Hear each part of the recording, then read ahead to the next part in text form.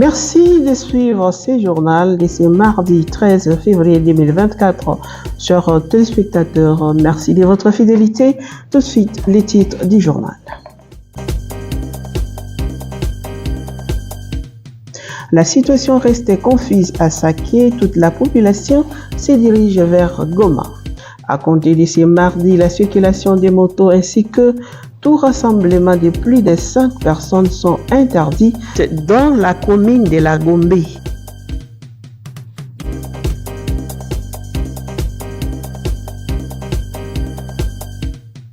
Le Conseil de sécurité de l'ONU a condamné lundi 12 février 2024 l'offensive de la rébellion du M23 dans l'est de la République démocratique du Congo. Lors d'une réunion d'urgence à huis clos, les membres du Conseil ont répété la condamnation de tous les groupes armés opérant dans les pays. Le Conseil a appelé toutes les parties à reprendre les dialogues diplomatiques et à exprimer leur soutien à tous les efforts visant à rétablir la paix dans la République démocratique du Congo.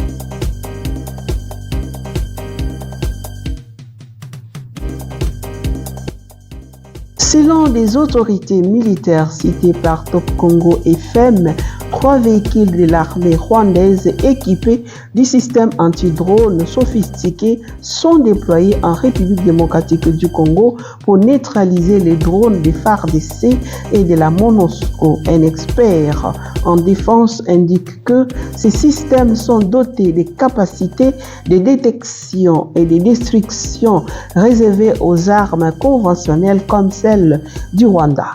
Dans des photos obtenues par Top Congo FM à partir d'un document de l'ONU montre ces véhicules type WZ-551 équipés de missiles sol-air. La source au ministère congolais de la Défense mentionne qu'un de ces blindés s'est dirigé actuellement vers Saké, près de Goma, en plein combat. Compté de ce mardi, la circulation des motos ainsi que tous les rassemblements de plus de 5 personnes seront strictement interdits à la Gombe, commune considérée comme des centres-villes de Kinshasa. L'annonce a été faite le lundi 12 février par la police. Donc, tout ça qui est en réunion, na vice-premier ministre, pour la situation sécuritaire de la ville à Kinshasa. Na maïman suma utuko le kamikolo oyo nde na simba décision ya suka ezwami kobana mokolo alelo, c'est-à-dire lobi na tongo tolingi tomona ba motard na centre ville te motard auto kuta na centre ville to koboto la moto pe to kangiye to tindi esika asengela zala pona ngonga mulai yami bale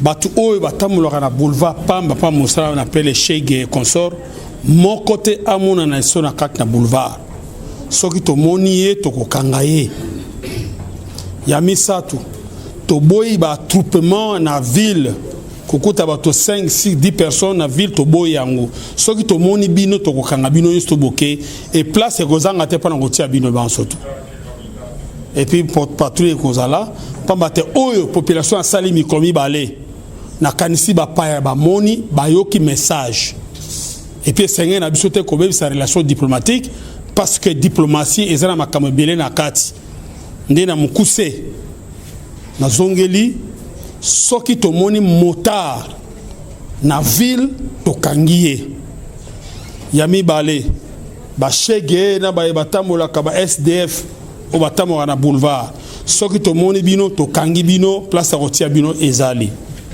attroupement na ville ezali souté comme on a batukili ke basangani 10-15 personnes soki to moni bino to kanga bino to ko continuer suka ndengo wana te le lolo bindenge mo côté yango to ko na peuple congolais ba kinoise na ba kinois ko yoka na bolam oyo to lobi pe ba ba tia parti à lobby et gozali sundenge to mesali tout ne sera plus comme avant.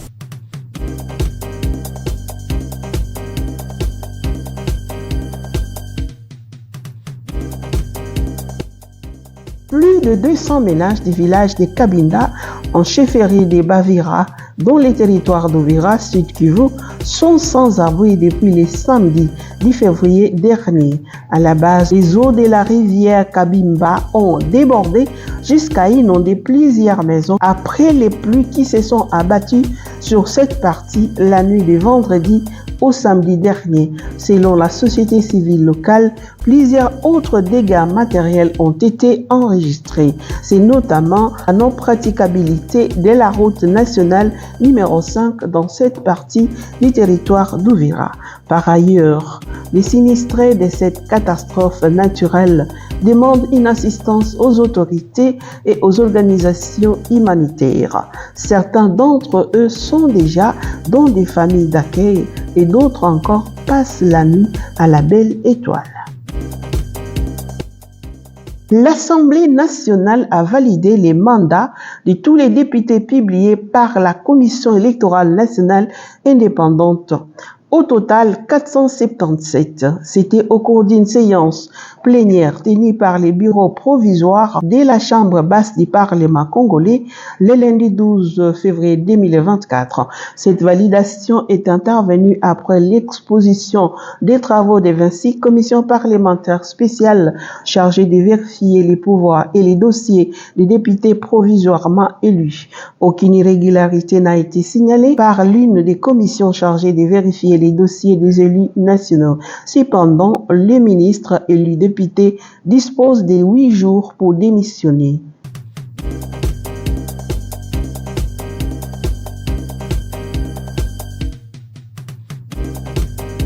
Il y a un risque imminent de rupture du trafic entre la ville de Kikwit dans la province du Kwilu et les territoires de Féchi dans la province du Kwango, entité reliée par la route de Féchi-Kabundi. Le pont Kwenge, jeté sur la rivière portant le même nom, est au bord de l'écroulement. Les planches et les rails à base desquels il est construit ont été volés la semaine dernière par des inconnus qui l'ont laissé en lambeaux.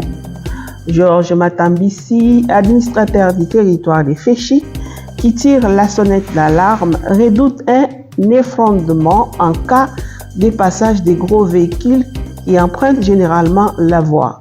L'autorité locale appelle la réhabilitation urgente afin de permettre les échanges commerciaux entre les deux entités.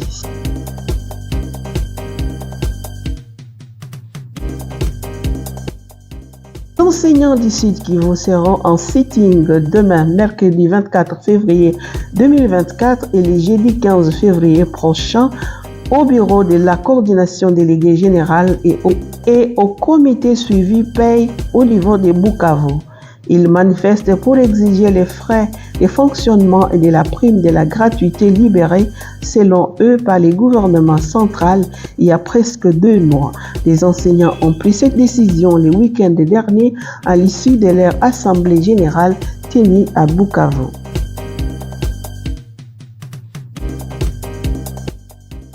Au total, 3 groupes de présumés bandits à main armée et coupeurs de route du côté Kasulo ont été présentés auprès du ministre provincial de l'Intérieur ce lundi 12 février 2024 par le major David Kabengele et son équipe.